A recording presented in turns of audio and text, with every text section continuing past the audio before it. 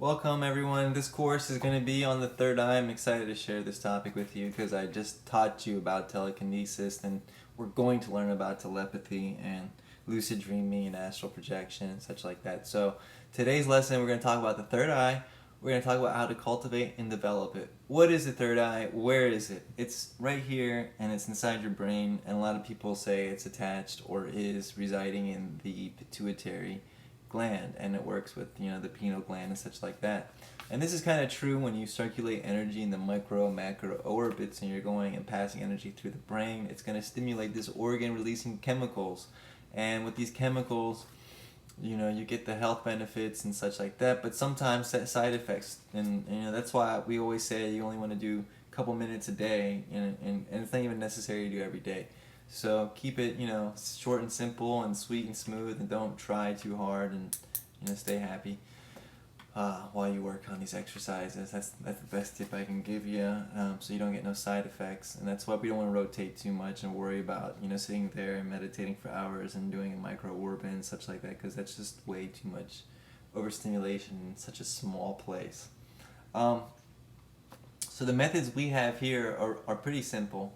One of them, which is really intense and strong, which I also suggest not to do more than 2 minutes every few days at tops, is to sit there and put your awareness right in your forehead and then start to breathe in and out through it. Okay?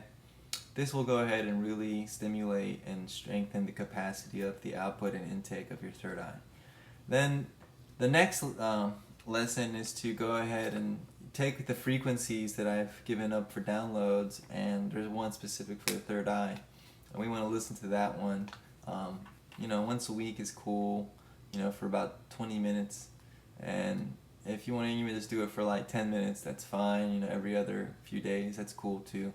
But take the frequency, and that's going to put your brain, or train your brain to go ahead and get into emitting or start correcting the emission of the frequency. And then that's something that we'll do for a little while, but eventually it'll drop.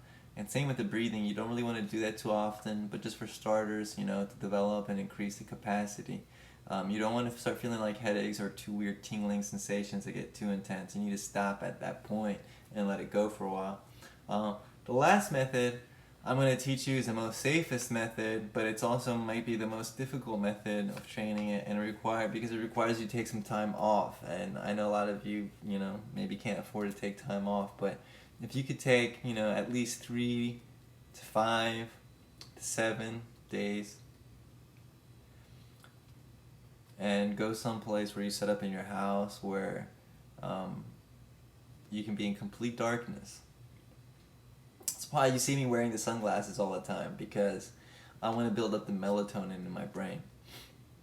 Okay, so the melatonin in your brain creates the spirit molecule, which is closely related to, or the chemical DMT, and it's kind of trippy, people say, but I don't mean to scare you with this technique, but the truth is we're using our eyes all the time to see the external world, and all we have is our mind's eye to see the internal world. And when you go into complete darkness for a certain amount of days, your mind's eye starts mending with your physical eyes, because your physical eyes are not getting used. They're not receiving light to go in your mind and projecting light back out. So the only light that's left to show in your eyes are the light that's in your mind, which are your thoughts. So before you see this physical reality, you start seeing what's in your mind's eye. That's pretty intense. That's pretty crazy. But the Taoists would do it all the time. It's a method that they would do going into the caves, and they would spend many, many years even inside the caves, and they would leave their body, travel all over the place, and the body would not decay or anything. So if you can spend some time in the darkness taking some food supplies like bottles of water and some sandwiches and stuff like that you can eat, or easy to eat without having to cook up, and it has a nice soft bed in there and access to the toilet, but all in darkness, not a single light, no cell phone, no light on the wall, no light coming in from the windows, nothing. It has to be pitch dark. Your eyes will stop being used for the external world and will become incorporated with the internal world, and you'll start seeing a whole different reality. Okay, with that being said, the next lesson is going to be on telepathy, so I will see you all then. Don't forget to email me any questions, and if we need to set up any calls, don't hesitate to let me know. Thank you.